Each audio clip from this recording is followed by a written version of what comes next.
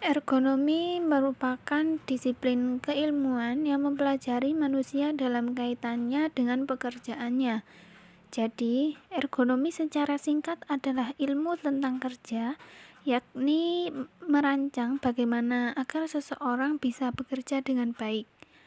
Indikator suatu kerja dikatakan baik adalah jika tercapai keselamatan kerja, kesehatan kerja, produktivitas kerja, kualitas kerja, dan kepuasan kerja. Prinsip penerapan ergonomi dalam bekerja meliputi yang pertama pembebanan fisik, yakni tidak melebihi 30 hingga 40% kemampuan maksimal seorang pekerja. Kemudian sikap tubuh dalam bekerja. Dalam bekerja harus diupayakan agar sikap tubuh selalu ergonomik. Yang ketiga, sistem manusia mesin.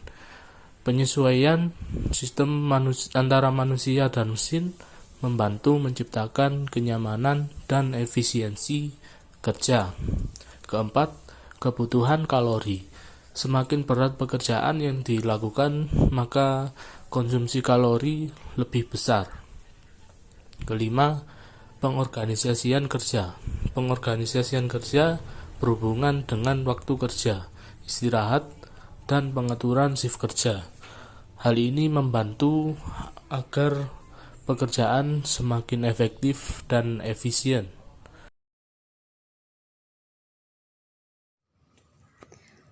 Muskuloskeletal disorder adalah resiko kerja mengenai gangguan otot yang disebabkan oleh kesalahan postur kerja dalam melakukan suatu aktivitas kerja.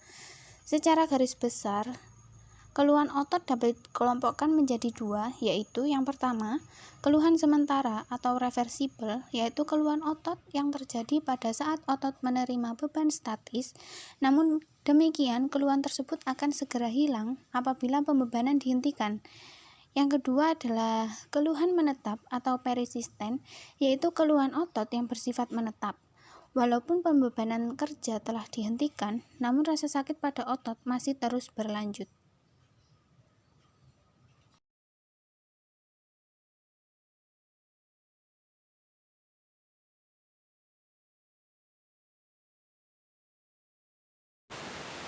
Potensi bahaya yang berasal atau ditimbulkan oleh kondisi aspek-aspek psikologis ketenagakerjaan yang kurang baik atau kurang mendapatkan perhatian, seperti aspek yang pertama, penempatan tenaga kerja yang tidak sesuai dengan bakat, minat, kepribadian, motivasi, temperamen, atau pendidikannya. Yang kedua, yaitu sistem seleksi dan klasifikasi tenaga kerja yang tidak sesuai.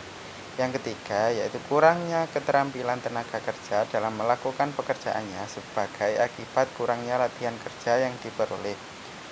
Yang keempat, hubungan antara individu yang tidak harmoni dan tidak serasi dalam organisasi kerja. Yang kelima, pentingnya mempelajari bahaya psikososial dan stres kerja adalah agar produktivitas kerja dapat tetap terjaga.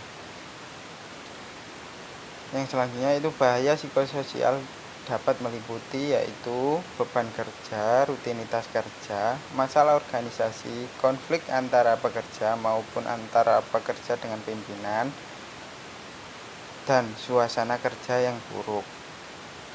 Aspek yang selanjutnya, bahaya-bahaya ini secara langsung atau tidak akan berpengaruh terhadap kondisi fisik dan psikis karyawan sehari-hari. Yang terakhir, jika seorang karyawan tidak dapat mengatasi beban bahaya ini dengan baik, maka karyawan tersebut akan jatuh dalam kondisi bosan, jenuh, stres, dan lambat laun akan mengalami gangguan serta keluhan penyakit, serta menurunkan produktivitas kerja karyawan.